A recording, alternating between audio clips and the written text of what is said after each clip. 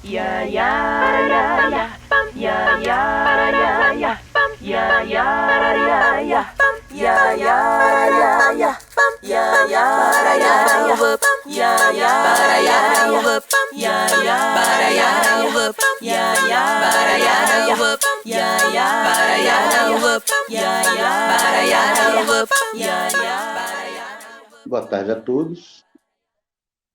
Meu nome é Afonso Silvestre, eu sou historiador, uso óculos, sou careca de barba, estou com uma camisa de cor vinho e ao fundo aqui eu estou numa sala improvisada no meu ambiente de trabalho, tem uma parede branca e uma meio estante atrás de mim e a gente está aqui para discutir a partir de três filmes, né?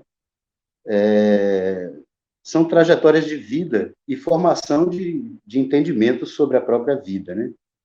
Seja de pessoas, indivíduos, ou seja de uma comunidade inteira. Então, eu gostaria que Nala e Rayane se apresentassem e falassem um pouco, cada uma, rapidamente, brevemente, sobre seus trabalhos, sobre seus filmes, e aí a gente vai iniciar esse debate, ok? Tá, ok. Bom, boa tarde para todo mundo. Eu sou a Nala, eu sou cantora, eu agora estou num quarto com uma parede amarela atrás de mim.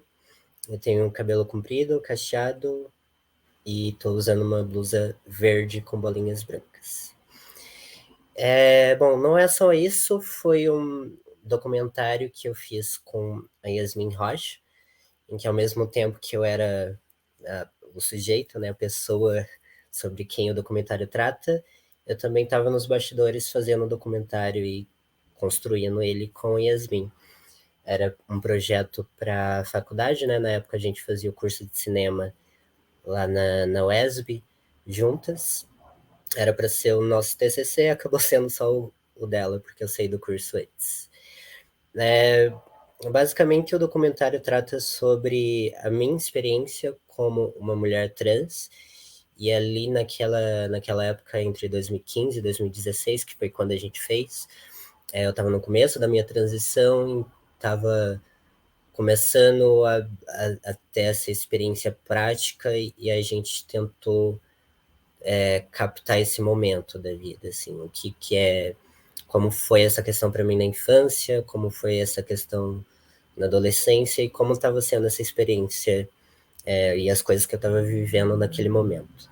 É mais ou menos isso, eu acho. Bom, meu nome é Raiane Teles, eu sou diretora, sou roteirista, eu sou uma mulher negra, eu tenho dreads no cabelo, eu estou usando um fone de ouvido, estou com um vestido azul, atrás de mim tem uma parede branca com os post-its verdes colados, e ao lado tem uma porta, e acho que é isso. Bom, vou falar sobre o documentário Pinote, que é um filme que eu dirigi, co-escrevi com Daniel Leite Almeida. Pinote é meu primeiro documentário. Eu fiz há alguns anos atrás sobre um personagem muito interessante aqui da cidade, que se chama Pinote, que é um amigo meu. E é difícil até falar sobre quem é Pinote. A gente tentou colocar em 20 minutos, mas não foi possível, porque Pinote é um personagem muito complexo, com muitas camadas, como todo ser humano, né? Mas, enfim, não sei, eu conhecia Pinote, mas queria falar sobre Pinote que ninguém sabia quem era, porque geralmente ele trabalha ali no centro aqui da cidade de Vitória da Conquista, como palhaço, só que ele era muito mais do que isso, né? Ele é um personagem, ele é um cinéfilo, ele é uma pessoa super politizada, um crítico, enfim, não sei. Acho que é isso. Vocês teriam algo a dizer? Por exemplo, como eu disse no início, né, a gente está falando, vocês estão falando nessas obras sobre trajetórias de vida, né, e formação de entendimento sobre a própria vida. Nós temos, no caso da Nala, ela é tanto protagonista quanto realizadora, né, e Rayane faz isso também, dá a visão dela sobre uma outra pessoa, certo? Eu queria saber até que ponto ou de que maneira vocês analisando, no caso, acho que essa pergunta é mais para a Rayane, que ela está falando sobre o outro, né? De que maneira isso ajuda você a se compreender também? Você não está falando de uma pessoa que você descreveria como parecida, né, como você. Pinote tem outras questões. Você se colocou primeiramente como uma mulher negra, né? Como é dialogar com essa sua ideia, com a ideia do seu filme, com o seu personagem, e onde é que você entra aí? Como é que você se vê nesse trabalho? Foi bem difícil, para falar a verdade, Afonso, porque é isso, Pinote, ele é completamente diferente de mim, completamente, assim, a gente não tem nada a ver mesmo. Eu acho que a primeira coisa que a gente conversou, na verdade, a gente conversou entre equipe, eu lembro até hoje que uma conversa que o Daniel teve com a gente, que foi a questão do primeiro entender ele como com respeito, como humano, como a gente mesmo. Enfim, parece que eu estou falando de um extraterrestre, mas não é. É porque assim, se eu me visse num documentário, se eu tivesse num documentário sendo filmada, eu acho que eu também me veria como um extraterrestre, no sentido, caramba, eu não sabia que eu era assim, eu não sabia que eu tinha tantas camadas assim, sabe? Eu não conhecia Pinote quando eu fui.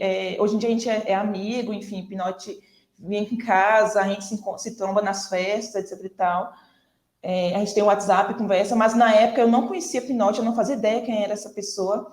E eu só via ele ali na rua, como todo mundo conhece, fazendo ofício de palhaço, né? Só que quando a gente começou a conversar com ele, eu falei, caralho, ele é muito diferente. Enfim, eu acho que a gente se distancia de alguns pontos, eu até fiquei com medo com essa coisa do julgamento mesmo, né? Porque a gente realmente às vezes, tem realmente preconceito mesmo na gente, sabe? Do tipo, ai meu Deus, caramba, mas isso, e aquilo outro, etc e tal. Enfim, mas aí eu tentei entender isso, né? A gente, enquanto personagem, enquanto seres humanos únicos, que temos muitas camadas, enfim, que temos nossas próprias trajetórias e que somos personagens incríveis. Me entendo nesse lugar, entendo o Pinóquio também nesse lugar. Enfim, não sei. Eu acho que a primeira coisa foi entender ele, eu enquanto escritora, enquanto roteirista, entender ele como personagem, como esse personagem com muitas camadas, a gente até falava igual uma cebola, né? Muito incrível, enfim. Não sei, velho, não sei. Eu acho que eu tentei me entender primeiro, enquanto um personagem também complexo, um personagem que também tem tantas complexidades, tantas camadas, para depois começar a entender Pinote, sabe? Só foi assim que foi possível começar a dialogar de uma forma legal com Pinote. Não sei se eu respondi, enfim. Sim. E aí eu queria perguntar para a Nala, que a Rayane ela descreveu para a gente como é ver o outro, né? Já você, Nala, você viu a si própria, né?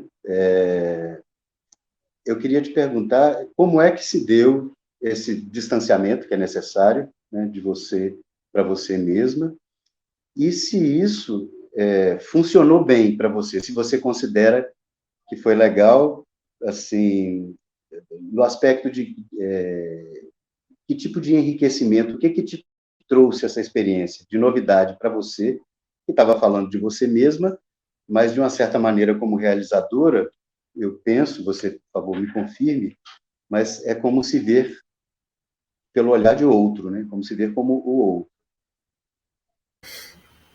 Olha, de começo, o documentário não ia nem falar sobre mim, na verdade, né? Então, quando a gente começou a idealizar o projeto, era para ter como personagem principal o Ian, que era um amigo nosso e colega de faculdade também.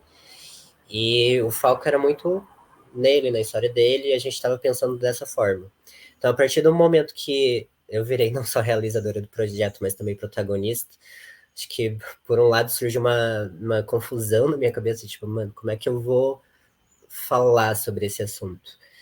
Porque a ideia era fazer esse projeto sobre identidade de gênero, como era a vivência de uma pessoa trans, mas eu tinha muito para mim, assim, também, que eu não queria que fosse uma coisa só explicativa e sobre questões básicas que as pessoas ainda não compreendiam.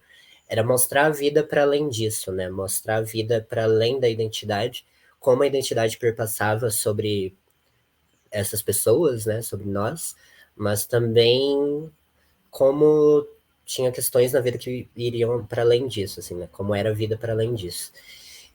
Por um lado foi muito estranho, porque principalmente pela minha idade, eu acho que eu tinha por volta de 20, 21 anos, quando a gente começou a gravar e fazer o projeto.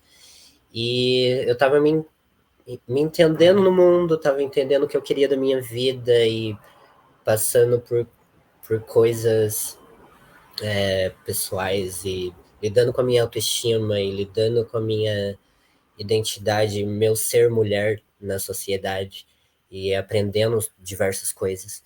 Então, uma questão muito grande assim que eu lembro para mim era a questão da autoestima, assim, eu tinha uma autoestima ainda muito difícil de ser trabalhada. E tanto que isso afetou completamente as nossas decisões na estética do filme, em como ia ser construída a montagem e tudo, porque eu não queria aparecer, honestamente. Eu não queria muito que a minha imagem fosse aquela coisa tradicional de documentário, né? De tipo, você pega um plano X da pessoa, focando no rosto dela, ela falando, e aquela coisa mais tradicional, assim, de planos e de montagem de documentário. Então a gente fez um trabalho muito experimental, até por isso, assim, pela minha relação com a minha própria imagem, assim.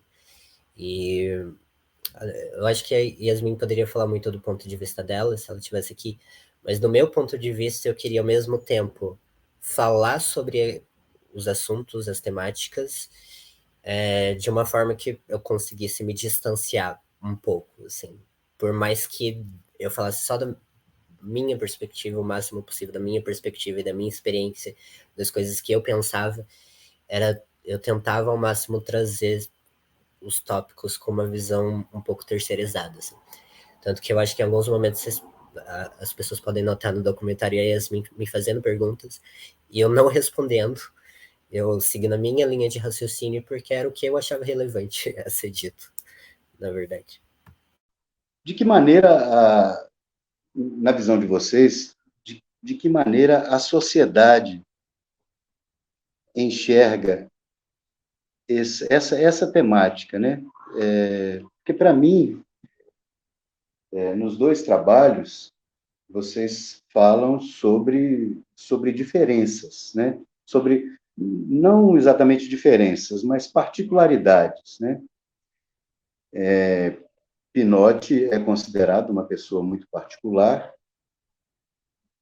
e, da mesma forma, Nala pode ser vista também como uma condição particular socialmente. Eu estou dizendo isso porque essa semana nós tivemos 2 agentes públicos sendo exonerados dos seus empregos porque eles não tiveram discernimento para lidar com uma pessoa trans, né? Então, o que vocês esperam? Que tipo de contribuição vocês esperam trazer para os entendimentos da sociedade com esses trabalhos? Eu acho que a coisa principal para mim, quando a gente fez, e até quando eu fui reassistir agora, porque tinha um tempo que a gente não assisti, que eu não tinha assistido, que eu me espantei com muitas coisas que eu mesma disse, né? E cresci, mudei muito. Mas algo para mim que eu queria que as pessoas vissem, que eu continuo querendo, é como é uma vivência, mesmo que particular, como qualquer outra, na real. Porque eu sou uma mulher e eu sou uma pessoa que tem sentimentos, que tem objetivos e sonhos. Eu saí da Bahia, né, há 6 anos, agora moro aqui em Curitiba. Saí com um objetivo.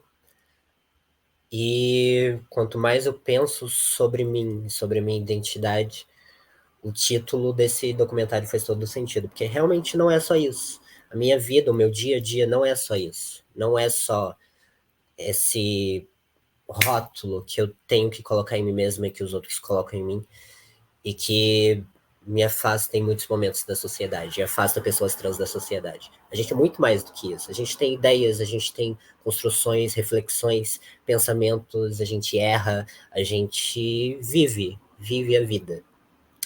E eu acho que o importante era, para mim, era trazer essa humanidade para nossa experiência, porque o que a sociedade nos trata como pessoas não humanas, como pessoas que não merecem respeito, como pessoas que não merecem estar nos mesmos ambientes que todo mundo, que pessoas cisgênero, como pessoas que devem ser completamente excluídas da sociedade.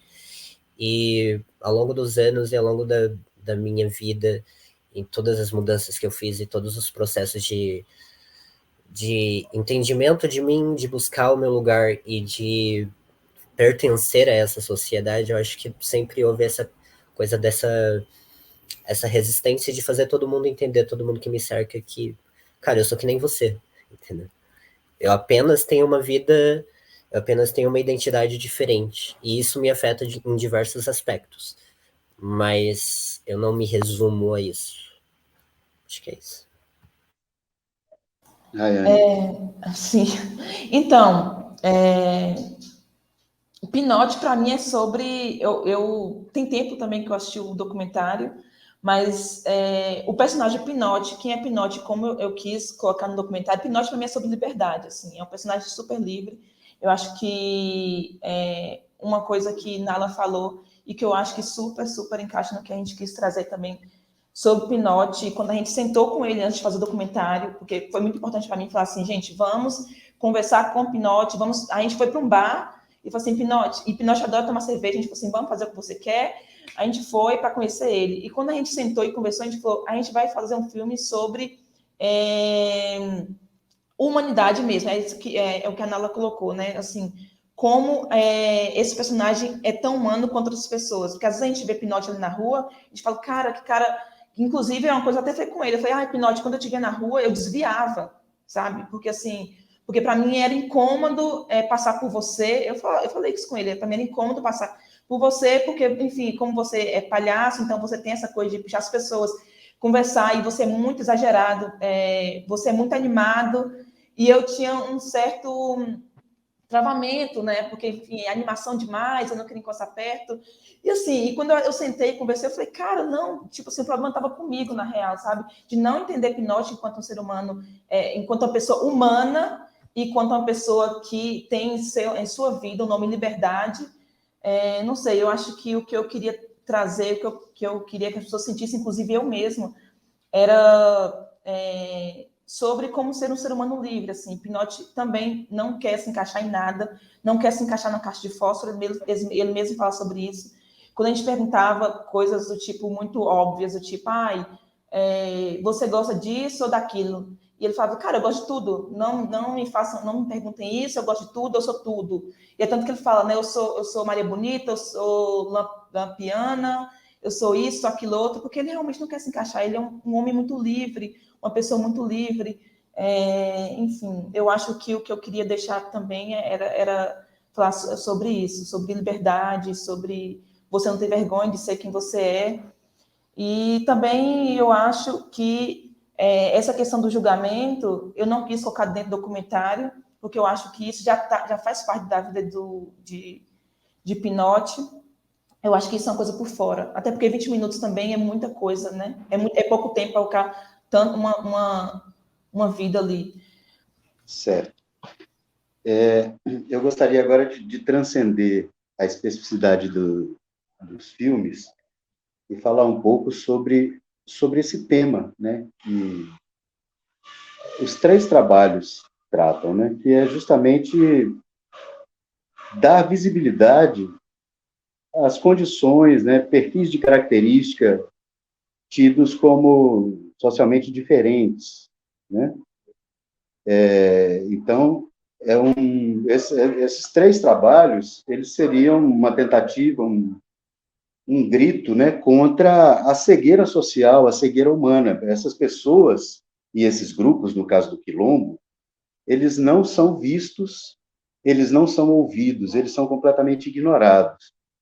Mas eles pertencem à sociedade e eles impactam, eles interferem, eles atuam, né? E, infelizmente, apesar de estarmos, da humanidade já estar avançando aí na sua idade, nós estamos em 2023, mas essa compreensão ela não existe efetivamente, né? A gente poderia estar fazendo filmes em temas com patamares um pouco mais avançados e mais aprofundados, mas eu acho que os realizadores eles têm a árdua tarefa de fazer trabalhos, eu não sei se educativos é a melhor palavra, pedagógicos, acho que talvez seria até mais importante, né? Então, de certa forma, eu vejo esses realizadores como educadores sociais para essas questões, né? E aí eu gostaria de ouvir vocês, meninas, comentarem sobre essa cegueira, né, que a sociedade vive, e ela é insistente, é uma história muito lenta, isso parece não mudar. Eu, como historiador, eu tenho a impressão de que a humanidade não está conseguindo sair do século XIX, né? Então, eu gostaria que vocês comentassem isso. Se esse problema, se essa questão social também impulsiona vocês a fazerem esses questionamentos através da obra de vocês. Eu acho que teve o que você falou assim sobre ser educador e educadora da sociedade me deixou refletindo aqui, porque era justamente o que a gente não queria. Porque se a gente fosse fazer um documentário sendo educativo realmente, a gente ia fazer a coisa tradicional, falando, eu quero identidade de gênero, falar da experiência de várias pessoas trans, e aí fazer todo aquele processo que a gente está macetando todos os dias na cabeça das pessoas, tentando explicar coisas que parecem tão complexas para elas, mas são honestamente muito simples. Então, hoje eu tô um pouco cansado de educar a população, assim, e educar a sociedade, honestamente. Eu prefiro apresentar e me colocar num lugar, apresentar a minha história e me colocar socialmente de uma forma que a minha presença por si só e o fato de eu continuar resistindo, independente dos ataques que eu sofro, já é uma transformação política suficiente. Por quê? Porque tem muitas pessoas falando o tempo inteiro. E depende ou não dos outros ouvir. Quando as pessoas vêm me fazer perguntas, assim, se eu sinto que parte de um lugar de honestidade, assim, de realmente querer entender a minha vivência, entender como é essa realidade diferente da dela, eu não tenho problema nenhum em falar. Mas eu não tenho mais paciência, honestamente, para ficar falando as mesmas coisas o tempo inteiro para quem não quer ouvir. E foi para mim, assim, aceitar ser personagem daquele documentário. E as coisas que eu faço hoje em dia com arte, né, que não tem mais nada a ver com cinema, é tudo voltado para música, é justamente para que se crie um outro olhar sobre vidas diferentes, vidas que são diferentes da sua, realidades que são diferentes das outras. Porque uma coisa é eu sentar na mesa de um bar e ter uma conversa honesta com amigos e falar sobre coisas e eles estarem dispostos a ouvir. Outra coisa é eu tentar o tempo inteiro falar para todo mundo porque é isso, identidade de gênero é isso, e pessoas trans passam por isso, por aquilo, que eu acho que é muito importante, mas já tem gente para fazer isso e eu particularmente não sinto mais essa necessidade. Eu acho que no começo da minha transição eu sentia muito, naquela época do documentário eu sentia muito também, mas até quando a gente estava fazendo documentário a gente queria tratar as coisas de outra forma. A gente queria trazer naturalidade, cotidiano, o tédio da vivência humana, honestamente. E eu trato esse tópico e todos esses tópicos hoje dessa forma. Eu simplesmente me insiro na vida das pessoas e quando elas vêm, elas estão convivendo comigo e me respeitando de uma forma que talvez se eu tentasse só falar na cara delas, elas não escutariam. Por isso, eu fiz aquela ponderação em relação ao uso da palavra educar, né? pelo que eu entendi, aí você vai me corrigir se eu tiver entendido errado, você não considera que você está aqui para educar, mas você está aqui para provocar. E isso é mais do que educativo, isso é pedagógico. Daí eu preferi usar depois a palavra pedagogia, porque com a sua manifestação, você vai provocar as pessoas a se sentirem atraídas ou interessadas, ou no mínimo curiosas a respeito disso, e elas próprias buscarem entendimentos mais racionais, né? Seria isso? Sim, eu acho que é exatamente isso. Assim, eu hoje eu provoco muito nas minhas relações, assim, a minha existência e o meu pertencimento a esses lugares, mesmo que haja pessoas que não acham que eu pertença. Tem pessoas que, se eu parar, pessoas que eu convivo hoje, que se eu parar para explicar o que é identidade de gênero, qual a diferença para orientação sexual, como é que é a vida de uma pessoa trans, mesmo que ela esteja disposta a ouvir, ela não vai muito entender. E hoje as pessoas entendem muito melhor quando eu só tô ali vivendo a minha vida, entendeu? Quando eu tô falando sobre a minha experiência enquanto pessoa, enquanto ser humano, enquanto mulher de forma geral, sem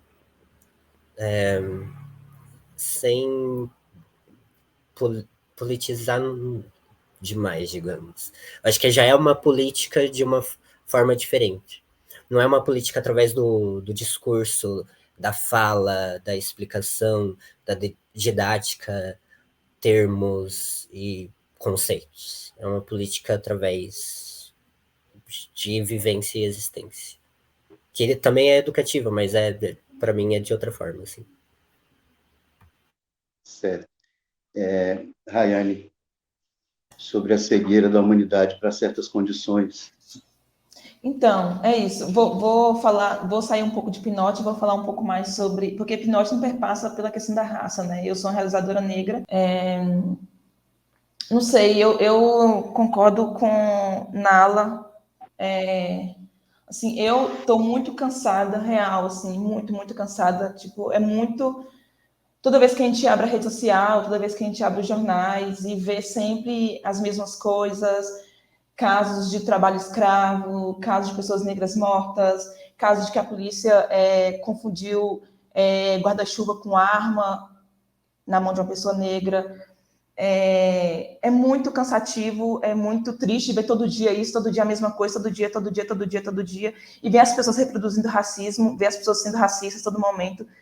Muito cansativo mesmo. E ainda chega a ser mais bizarro chegar uma pessoa também e perguntar, e você sabe o que é racismo, sabe? A gente está na época da informação, todo mundo, pelo menos a maioria das pessoas, vê televisão, vê em rádio, conversa com outras pessoas, sabe das coisas, então às vezes é muito cansativo mesmo, assim. Nos trabalhos que eu faço, é isso, eu acho que eu trago a questão da provocação, não falo de Pinote em específico, como eu falei, né, porque, enfim, mas nos outros trabalhos que eu faço, eu trago a questão da provocação, no sentido de entender que não vou colocar tá, hoje, claro que daqui 2 anos, daqui 5 anos, eu posso estar pensando diferente, né, mas, assim, o que eu quero hoje não é mostrar o que eu estou vendo na tela, estou vendo que a polícia brasileira mata mais pessoas negras. Eu não quero ver isso. Eu quero ver outros corpos, sabe? Eu quero ver os corpos negros, mas fazendo outras coisas, sabe? Tipo, enfim, eu tomo banho com uma pessoa branca, sabe? Eu vou no mercado com uma pessoa branca.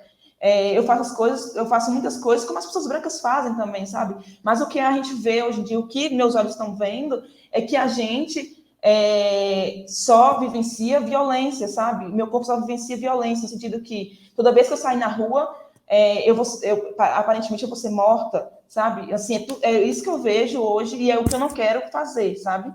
É o que eu não quero mostrar. Não sei se vocês estão entendendo. Não quero educar as pessoas, não quero mostrar para as pessoas que, vejam o filme que eu fiz, que a polícia, mais uma vez, está sendo violenta, está um corpo sofrendo ali no chão, a pessoa está ali agonizando, enfim, 2 tiros na perna. Não quero, não é isso, não é sobre isso, sabe? Não é isso que eu acho que eu quero provocar. Eu quero mostrar personagens humanos que têm essas humanidades no sentido que, cara, sabe, eu falo palavrão, eu falo merda, às vezes eu falo muita bosta, enfim, desculpa falar isso, gente. Mas, assim, eu acho que eu quero provocar nesse lugar, sabe? Que precisamos ver enquanto pessoas humanas, sabe? Que não estamos ali enquanto só, infelizmente, nos índices de violência. Enfim, não sei se deu para entender, porque para mim é uma questão muito, muito, assim, difícil, e eu fico muito triste toda vez que é isso, que, não sei, a gente, toda vez que fala, às vezes, em personagens negros, ou fala em pessoas negras, a gente fala em questões de violência, sabe? E eu sei que é triste, porque, infelizmente, é o que está aí, enfim, casos de racismo, casos de LGBTQIA+, fobia, enfim, é o que mais tem, mas a gente está cansado disso, a gente está muito cansado. E eu acho que eu, enquanto pessoa que escreve, enquanto quero provocar em outro lugar, sabe? Quero provocar provocar em outros lugares, que não que a gente vê todos os dias. Não sei se deu para entender, Afonso. Eu sou uma pessoa muito confusa, que fala muita coisa, assim, enfim. Deu para entender, sim. Inclusive, eu quero, com base nas falas de vocês, eu vou emitir um conceito, né, que eu formei aqui, uma opinião. É a de que, na verdade, a função do cinema, do audiovisual, pelo que vocês nos disseram, ela não é de educar, não, mas é provocar, oferecendo oportunidades de vivência para as pessoas, porque a gente se afasta daquilo que nos assusta, né? Tudo que é diferente, o outro, né, nos assusta. E o preconceito, ele surge aí, né, desse susto, desse medo do outro, medo do diferente. É uma defesa natural do nosso intelecto, né, o preconceito, que precisa ser trabalhada, porque, senão, o nosso preconceito é assim, a gente está numa situação, no calor da hora, uma situação emergencial que a gente não compreende, não faz parte da nossa realidade, e a gente precisa arranjar um conceito para aquilo. Aí nasce o preconceito, a gente inventa, a gente cria, ele tem muito a ver com o nosso desejo. Então, depois que isso acontece, a gente precisa rever esse conceito, né, para construí-lo de maneira adequada. E a gente só consegue isso dando oportunidades para as experiências, nos permitindo ter as vivências. Porque se a gente não fizer isso, esse preconceito inicial, ele vai virar racismo, ele vai virar homofobia, xenofobia, misoginia, e isso não são defesas naturais do intelecto, isso são doenças da cognição, né? Então, eu vejo uma sociedade muito despreparada para esse momento, e eu vejo no audiovisual uma forma, aí como vocês disseram, não é de educar, não, é de provocar essas pessoas, para que elas olhem para si mesmas, para que elas possam compreender as suas próprias frustrações, as suas próprias dificuldades de compreender as outras coisas e as outras pessoas, né? Eu vejo nessa função uma função muito importante do audiovisual atualmente. Eu gostaria de ouvi-lo mais um pouco sobre isso. Sim, é isso. Eu fico pensando, assim, a televisão e o cinema, no passado, eles criaram muito dessas narrativas que a gente conhece hoje em dia, do que todo mundo pensa, falando mais especificamente, obviamente, mais uma vez, do povo preto. Do preto violento, sabe? Da comunidade, da periferia, que só tem violência, da periferia que tem isso, que tem aquilo, que tem droga, tem isso, sabe? O cinema e a televisão foram responsáveis por muita coisa. Eu acho que é isso. Hoje em dia, igual o Daniel escreveu ali, a gente repensa essas narrativas. Eu acho que a gente, claro, muitos de nós temos o poder nas nossas mãos também de escrever novas narrativas, a gente escrever, porque antigamente não era a gente que escrevia, né? O poder estava nas mãos das pessoas brancas, cis, dos homens, então a gente não tinha o que a gente tem um pouco hoje. Obviamente que a gente precisa avançar muito mais, a gente está muito lento, sabe? Muito lento mesmo. Então hoje a gente tem um pouco mais... pode um pouco mais segurar a caneta e escrever o que nós somos por a gente mesmo, sabe? Quem eu sou de verdade, o que eu faço na minha casa, sabe? O que eu faço na minha periferia, sabe? Como eu lavo o cabelo, como eu converso, como eu namoro, como eu beijo, etc e tal, sabe? Sem que tenha uma pessoa branca, cis ali, tipo, escrevendo por mim uma coisa estereotipada do que ela, na cabeça racista dela, imagina que eu seja. Então é isso, eu acho que hoje em dia a gente tem um pouco mais, tá? Claro, eu acredito que a gente está muito lento, mas eu fico muito feliz de ver pessoas pretas, indígenas, LGBTs na frente de muita coisa. Mas precisamos avançar muito, mas muito mesmo, assim, muito, de verdade. Está muito lento, eu acho. Mas fico feliz que a gente está fazendo esses diálogos, que eu acho que é uma mudança aí, e é isso. Estou aí com a canetinha na mão para tentar escrever do meu ponto de vista o que eu acho que seja, um exemplo, uma mulher negra médica, uma mulher negra na periferia, uma mulher negra dona de casa. Acho que é isso. Mas é um caminho árduo, é um caminho longo, é isso.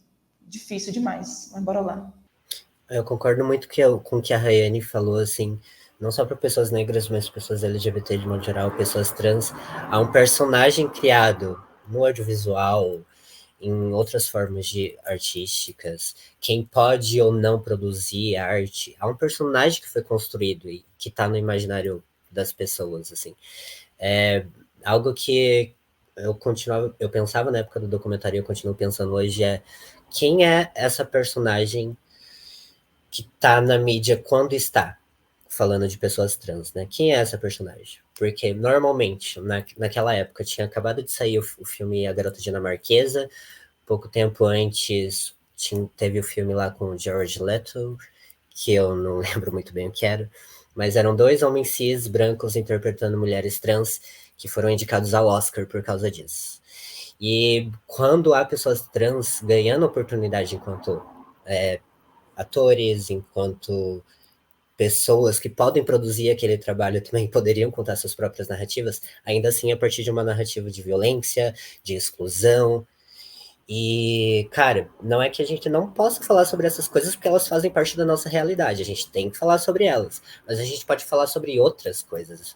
Quando a gente fala não é só isso, é porque é muito mais do que isso, assim, é muito mais do que esse lugar que a gente está sendo colocado. Eu vivo uma vida completamente diferente. A maior parte do tempo, eu não estou pensando sobre violência, sobre agressão, sobre ataques. Eu estou fazendo o meu, eu tô assistindo uma série, eu tô beijando na boca, eu tô pensando em, sabe, eu tô sofrendo, eu tô vivendo afetos e desilusões e coisas como qualquer outra pessoa. Então, há outras questões que perpassam pelas nossas vidas que precisam ser tratadas. E eu sempre tive uma ânsia muito grande, por exemplo, de tratar sobre essa questão da afetividade de pessoas trans, e especialmente mulheres trans. Porque, cara, por que a gente precisa... Por que é tão difícil naturalizar essas relações, por exemplo, sabe? Porque a gente não tá naturalizando elas. Porque se a gente tem esse poder através do audiovisual, eu através da minha música, se a gente tem esse poder através da arte, por que a gente não faz? Por que a gente escolhe falar sobre violência, falar sobre ataque, falar sobre, meu Deus, o quão difícil é respeitar aquela pessoa e sabe, estar num lugar de igual com ela na sociedade. Eu vi pouquíssimas narrativas, e eu só consigo pensar em 2 narrativas, honestamente, que eu achei boas no cinema, em que tinha mulheres trans sendo protagonistas, falando sobre o que eu tô falando agora, né, que é sobre afetividade, de uma forma que não fosse completamente absurda. E uma delas ainda era meio absurda, porque era o cara não sabendo como é que lidava com aquilo, não sabendo como é que lidar com o que a sociedade pensava dele ou não, e ao invés de tratar uma relação natural que às vezes acontece, sabe? Não é só aquilo também. Uma das minhas últimas relações foi completamente, não tinha nada a ver com isso. Então eu queria falar sobre isso, assim, eu quero muito falar sobre isso, estou pensando muito sobre essa questão. Vai além de violência, vai além desse lugar de exclusão, vai além desse pensamento. Assim. Tem muitas outras questões e tem muitos outros olhares. E aí, quando a gente fala sobre representatividade, a representatividade também tem que estar nisso. Assim. É a gente produzindo as coisas e os anseios e as questões que a gente tem para além disso. Nossa, perfeita, perfeita, demais, demais, demais, demais. É isso, sabe? Eu fico pensando como as pessoas, quando a gente fala coisas óbvias no sentido, cara, Eu também, um exemplo, eu também quero viajar, pasme, sabe? Tipo assim, eu também quero viajar, assim como uma pessoa branca cis também quer fazer a mesma coisa, sabe? Eu acho que as pessoas às vezes ficam chocadas, porque foram tantos anos, é isso que Nala tá falando, sabe? Pensando que a gente só fala em violência 24 horas, sabe? Devem pensar que a gente fica parado aqui, ok, meu Deus do céu. Nossa, quantas pessoas trans foram mortas? Quantas pessoas negras foram mortas? Eu acho que elas só pensam que a gente fala isso 24 horas. É isso, quando na verdade a gente só tá dormindo, assistindo uma série besta na Netflix, sabe? Só tá rindo com os nossos amigos, só tá beijando na boca, namorando, entendeu? Fazendo coisas que todo mundo faz, sabe? Mas não. O que a gente vê é que, aparentemente, nos lugares que retratam os corpos negros, os corpos trans, a gente está só sendo vítima de violência 24 horas, sabe? Igual a Nala falou, claro que a gente precisa falar sobre isso mesmo, precisamos mesmo, mas realmente a gente não se define só nesse lugarzinho pequeno que colocam sempre a gente. Obrigada, Nala, falou maravilhosa. Agora, gente, vejam bem, a gente sabe que nós estamos falando aqui de cultura, né? De costumes, né? De conhecimentos que são transmitidos geração após geração, e a cultura, muitas vezes, acho que a melhor maneira de expressar é através da arte, certo? A gente sabe que a arte e a cultura, ela não se mantém, é como a agricultura, tem que ser subsidiada. E hoje nós estamos vivendo uma situação muito curiosa, e tem a ver com a pandemia, viu? A sociedade civil, principalmente a não organizada, ela está entendendo perfeitamente o que é cultura, o que é e como deve ser a gestão de políticas de cultura, gestão dos recursos de cultura. Quem não sabe sobre isso é, infelizmente, no momento, o poder público.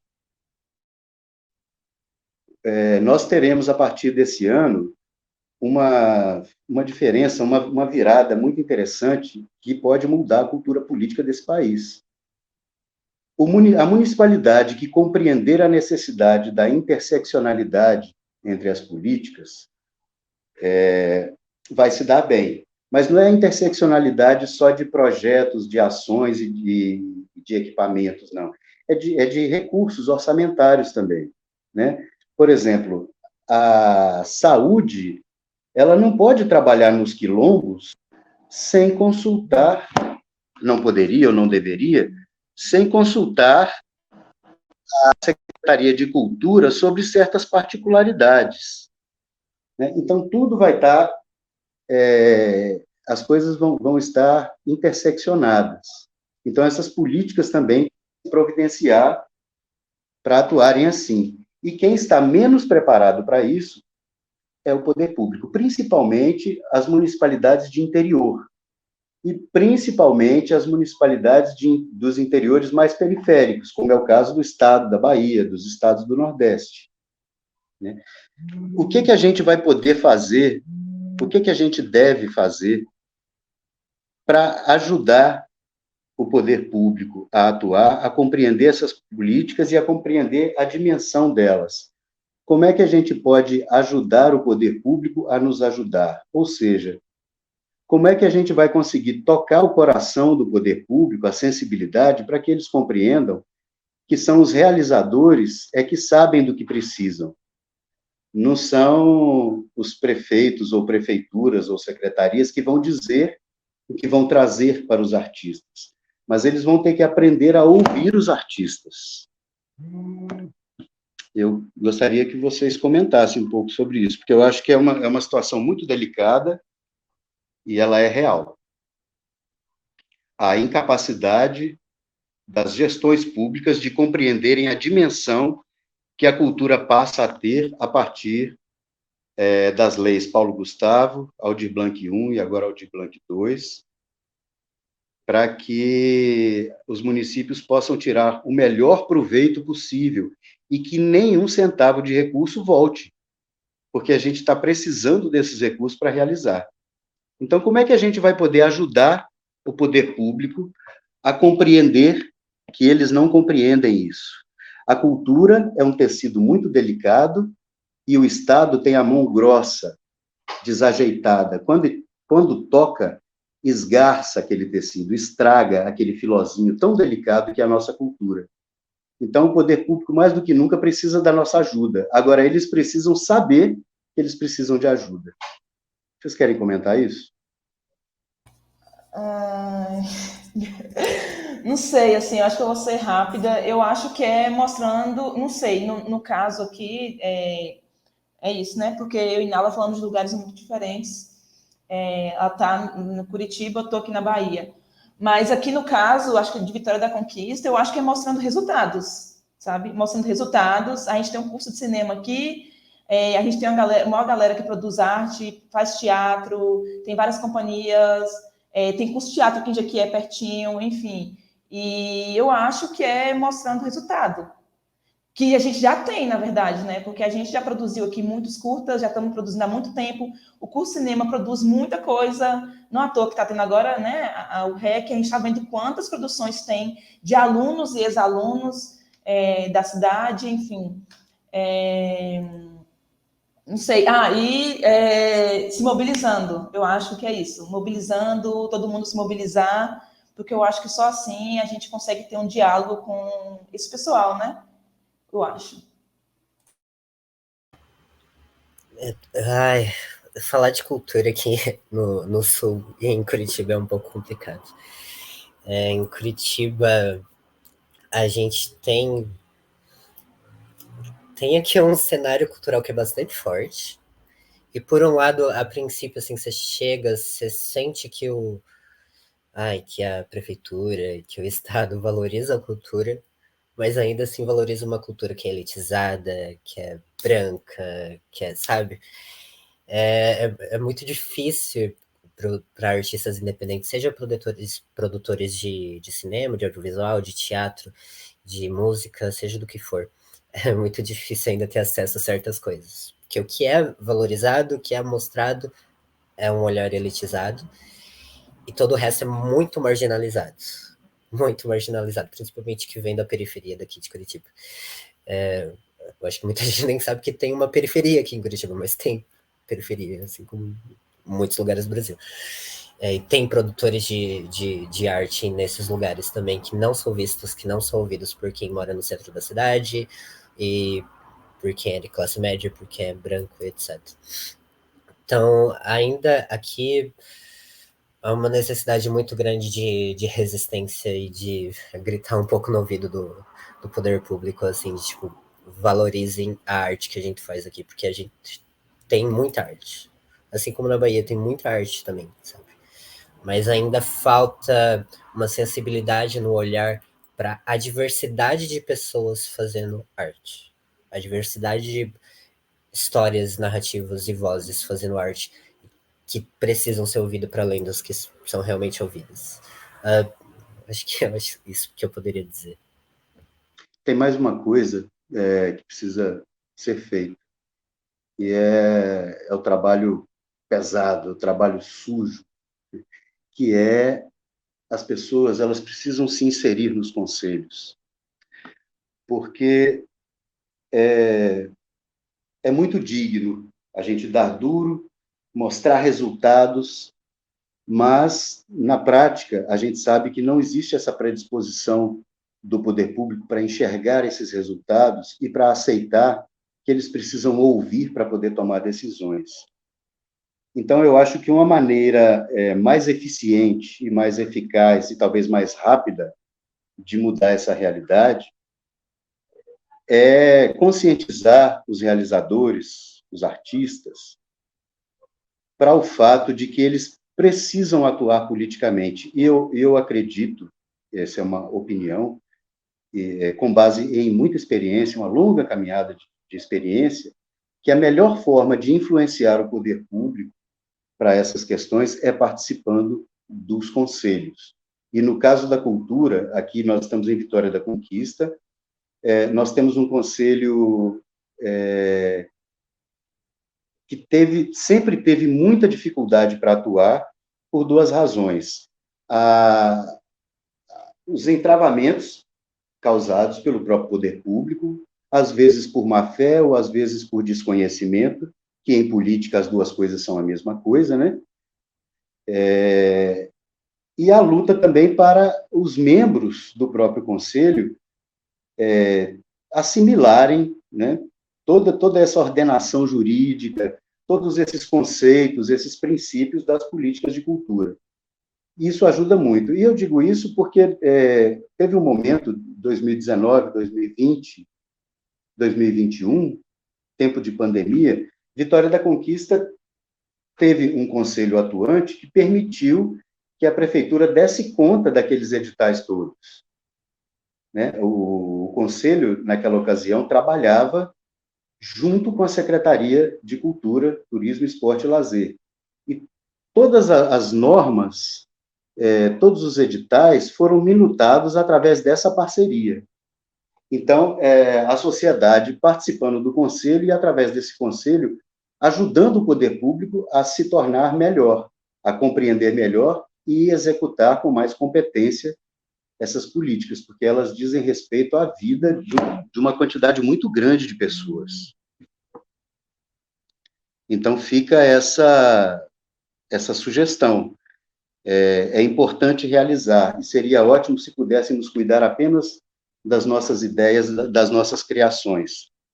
Mas, nesse momento, se faz muito importante também se inserir politicamente na sociedade, dentro dessas caixas, né, às quais a gente pertence, esses compartimentos, e lutar através dos conselhos, dessas discussões públicas, né, por políticas mais adequadas, mais corretas, mais honestas e dignas, né, para a população. Fica aqui, inclusive, como dica mesmo, sabe? Eu acho que é muito importante a inserção de todos nós nos conselhos de cultura dos municípios, dos estados e da federação. Porque sem fazer política, fazendo política, a coisa já é difícil. Nós estamos voltando, estamos saindo de um golpe gravíssimo, né? De um atraso não apenas material, mas um atraso cognitivo, um atraso intelectual muito grande pelo qual nós passamos. Então, passa a ser responsabilidade de cada um de nós fazer um pouco mais do que a gente já faz. Eu acredito que o melhor caminho é a inserção nos conselhos e essa participação efetiva, para que a sociedade possa se enxergar de fato, né, como ela é. Sim, demais, demais, Afonso. É isso, eu acho que não sei, é isso, trabalhar, concordo demais, é isso. Trabalhar em coletivos, né? Certíssimo. Vitória da Conquista, né, estamos falando aqui, né, de Vitória da Conquista. Vitória da Conquista é uma velha senhora que mente sobre a idade, porque a cidade conta a sua idade a partir de 1840, quando ela se tornou uma vila. Mas Vitória da Conquista se emancipa 40 anos depois, 1880. Nós somos 40 anos mais jovens do que dissemos. E a cidade não sabe disso. Eu estou contando essa história para mostrar o quanto Vitória da Conquista não se conhece.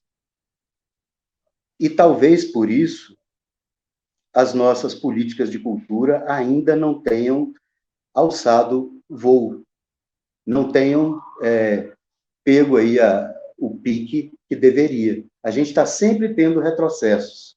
A gente tem um avanço, tem um retrocesso. Um avanço, vem outro retrocesso, aí tem outro retrocesso, avança um pouquinho. E a gente precisa muito dessa continuidade. Por isso, essa necessidade de participação efetiva e pegar mesmo o governo pela mão e ensinar, porque podem ter certeza, as municipalidades ainda não sabem o que é cultura. Elas confundem muito com a lógica dos espetáculos, quanto tem para o meu evento, e a gente acaba não entendendo que cultura são as nossas representações, né? Então, é tudo. O poder público precisa dar condições para que nós possamos compreender quem somos. Não é a prefeitura que vai fazer a cultura, não. Nós somos a cultura. A prefeitura tem que dar condições para a gente oferecer para a sociedade o autoconhecimento, o conhecimento a respeito de si mesma. Então, eu acho fundamental, inclusive, antes de qualquer crítica que se faça a qualquer governo, é preciso perguntar para nós mesmos se nós estamos dando a contribuição da maneira correta, porque não basta ter uma boa intenção também. É preciso fazer a coisa, seguir o caminho correto. E esses caminhos já estão demarcados, né? E veja bem, a Nala, que está falando de Curitiba, eu imagino o que ela assiste em termos de preconceitos, né? Lá, e eu sei o que a gente assiste aqui em termos de preconceito. Eu não vejo, honestamente, estatisticamente, muita diferença em níveis de racismo, por exemplo, entre o sul do país e o município de Vitória da Conquista, que é uma cidade que quer ser branca, mas não é. E não sabe que não é. Isso é mais triste ainda. Então, o pessoal da arte e da cultura, inclusive, e talvez principalmente nesse momento do audiovisual, vocês têm uma responsabilidade muito grande nas mãos, gente. Porque a chance de reconstruir e de trazer essa consciência de uma vez por todas é agora. E nós é que somos a bola da vez, né? Somos nós é que estamos executando neste momento. Olha, falando rapidamente sobre isso que você falou, em termos de estatística pode não ser muito diferente, mas é completamente diferente. Como as pessoas reagem a determinadas questões aqui e como era lá na Bahia. Assim. Mas o que você falou sobre não se entender e não se conhecer e não reconhecer a sua própria identidade quanto uma identidade não branca, assim, é muito verdade. Aqui, as pessoas são tão brancas, mas tão brancas que qualquer outra pessoa que é minimamente não europeia não é branca aqui. Então, nesse sentido, é bem diferente, assim, porque quem é branco é muito branco. Quem é branco é basicamente europeu, né? Quase 100%, assim, sabe? É de família que veio 100% imigrante e tá aqui. Todo o resto não é. E eu sendo da Bahia, aqui é completamente diferente. Entendeu? A minha vivência na Bahia era uma que é outra, assim. Então, é complexo, assim, pensar no nosso país, nas diferentes realidades e a importância, que nem você falou, a importância da gente se reconhecer o nosso lugar, assim. Hoje eu consigo ter uma identidade nordestina muito mais bem estabelecida justamente por estar fora do Nordeste, assim. Eu acho que eu conheço muito melhor a minha história hoje, uma vez que eu tô fora daquele lugar, porque quando eu vim para cá, meu Deus, que realidade diferente, que pessoas diferentes com pensamentos diferentes, algumas coisas positivas, mas algumas coisas muito negativas também. Então, eu encerraria essa a minha contribuição, acho que é assim.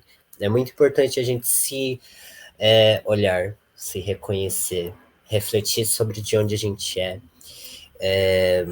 e sobre coisas que a gente às vezes não reflete tanto. Rayane, você quer fazer suas considerações finais para a gente concluir? Não sei, eu só queria mesmo, acho que agradecer. Agradecer demais, foi muito bonito escutar a Nala, obrigada mesmo. Obrigada, Afonso. E não sei falar sobre. Enfim, eu não sou de conquista, mas, enfim, falando, conquista é racista e pronto. Provavelmente muito transfóbica também, ponto. Infelizmente. Não sei, é isso. Seguimos. Gosto daqui porque estou com meus amigos, estou em grupo com meus colegas, a gente se protege, enfim, mas é isso, uma cidade racista, transfóbica e tudo mais. Mas vamos aí caminhando, né? E não sei, foi um papo ótimo. Obrigada, Afonso, obrigada, Nala. E seguimos, eu acho que cada um é isso. Eu acho que cada um segue na sua caminhada como se sente mais confortável também, com sua caneta ou com sua música, enfim, às vezes da sala de sua casa. Eu acho que é isso. Seguimos e é isso. Boa sorte para todo mundo, boa sorte para a gente. Espero que essas leis saiam logo aí. É isso, gente. Beijo para vocês. Eu quero acrescentar, né, dizer que